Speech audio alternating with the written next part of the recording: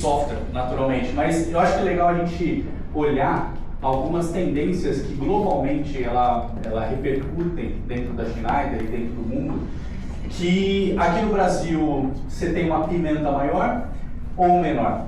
Então, quando a gente fala de tendências mundiais, a gente fala da digitalização e do AI, né? Acho que todo mundo aqui já está vivenciando isso, já está vivenciando o quanto o AI, a cada dia que passa, a cada mês, vem uma novidade, vem um desafio pelos executivos das empresas de vocês, de como a gente pode ser mais eficiente, como a gente consegue utilizar mais, e isso tem uma carga operacional muito grande. A gente sabe que a densidade, o quanto que um servidor de AI ele gera, comparado com um servidor tradicional, ele é muitas vezes maior de consumo energético.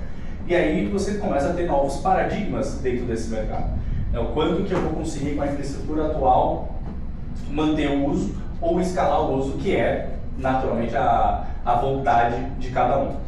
Quando a gente olha aqui, mudança climática, ela já está aqui, né? Acho que não dá para a gente falar que tudo que tem acontecido no mundo não faz parte da mudança climática. Já é um fato, né, cientificamente comprovado. E aqui no Brasil, a gente tem alguns benefícios, né, pelo tamanho da vastidão que a gente tem de terras e de perfis de clima aqui dentro do país, comparado com outros países no mundo, onde você tem uma zona de terra muito menor e você está muito mais afetado para aquela mudança climática naquele ponto específico. No Brasil, você tem a mudança, mas você consegue, já pensando no futuro, se continuar pontos de que você consegue ter uma infraestrutura melhor. E óbvio, naturalmente, qual que é o grande propósito da Schneider? Garantir que isso não aconteça. E quando a gente olha a parte de Energy Transition, que é a transição energética, globalmente, qual que é a dificuldade? Sair da energia fóssil para ir para a energia limpa. E no Brasil a gente tem uma matriz energética limpa. Quando a gente fala de data centers, existe uma tendência muito forte, uma discussão muito grande de vamos para o Brasil.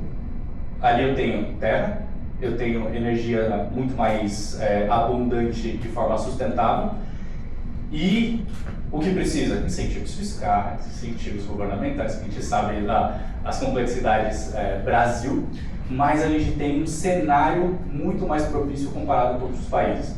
Tem países já limitando a construção de novos data centers por conta da sua matriz energética, ele faz com que novos data centers ele não consiga atingir as metas de descarbonização do país. Então a Alemanha é um deles, a Turquia é uma delas, a própria China tem colocado restrições. A China tem a restrição, vírgula, se for para o governo. Se for para o governo, pode fazer à vontade. Se for para empresas privadas, tem restrições.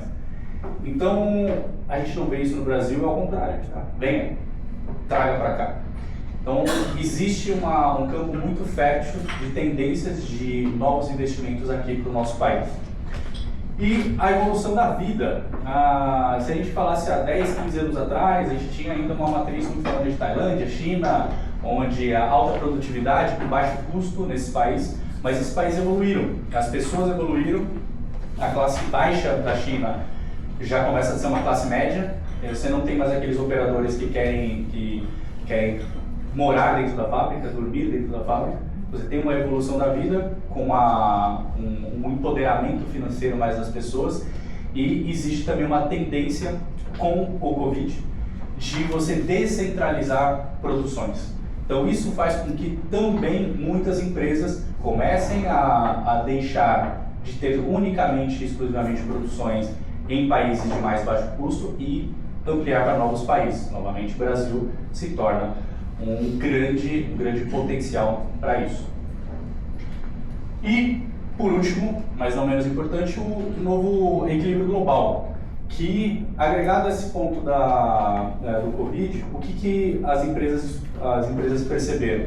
Eu não posso mais manter não só a minha produção, mas a produção principalmente de matérias-primas que são essenciais quando a gente fala de toda essa digitalização em um único país. A gente viu não só Covid, mas guerra na Ucrânia. Todo o trabalho que a gente teve, todo o problema que teve com alguns componentes para semicondutores. Então, quanto que isso, essa nova forma de olhar o mundo, de você conseguir olhar novos conflitos que possam ter, olhar possibilidades de energia, olhar possibilidades de descarbonização para que você monte a sua planta, monte a sua matriz.